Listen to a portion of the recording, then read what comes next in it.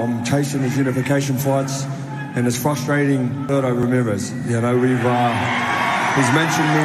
He's told me he'll fight me next after his mandatory. So let's get it on. World-class cruiserweight Jai Opetaia is slated for his mandatory title defense, facing fellow undefeated challenger Huseyin Cinkara on December 6, 2025, at the Gold Coast Convention Center in Australia. This bout is a necessary formality, rescheduled after Cinkara was forced to withdraw last January due to an ankle injury. Historically, the cruiserweight division has struggled for mainstream recognition, with only a few colossal names, like Evander Holyfield, O'Neal Bell, and most recently the undisputed Alexander Usyk, achieving lasting global fame. Opetaia, a world champion since 2022, is determined to cement his own name on that exclusive shortlist. His primary goal remains a full unification of the division. He has been actively pursuing the other major title holders, including Badou Jack, WBC, and, most critically, the WBA and WBO champion, Gilberto Zurdo Ramírez.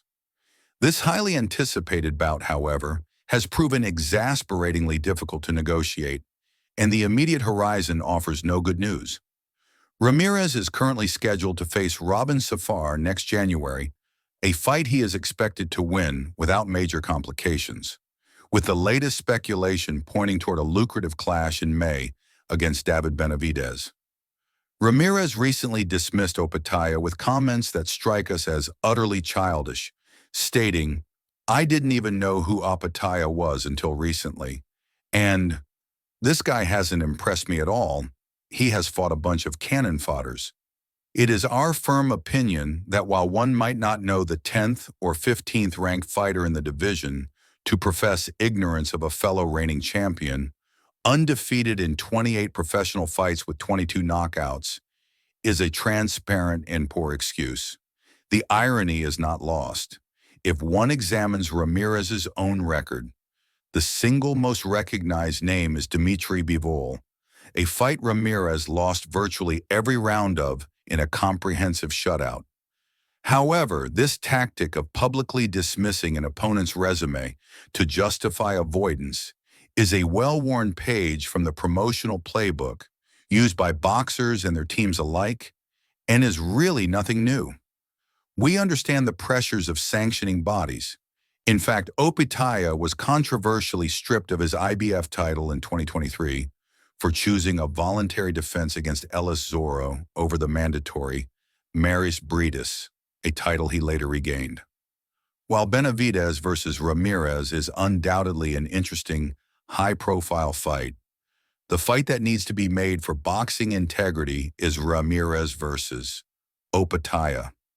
Let's determine who the best cruiserweight is through a definitive showdown in the ring, not through inflammatory social media soundbites. Nevertheless, Opetaia's immediate focus must be next Saturday. He needs a dominant victory to retain his titles and keep the pressure on for the big unification bout. He is the overwhelming favorite, with a 94% probability of victory calculated against the 40-year-old Cinkara's 6%. But remember, in boxing, underdogs are always just one clean punch away from an upset. Cinkara is a force, undefeated in 23 fights with 19 knockouts, resulting in a formidable 83% KO percentage. He possesses the power to shock the world, but facing a champion of Opetaia's caliber is a tough ask indeed. What are your thoughts on this crossroads moment for the cruiserweight division? Let us know in the comments below. Don't forget to like and subscribe. Thanks for watching.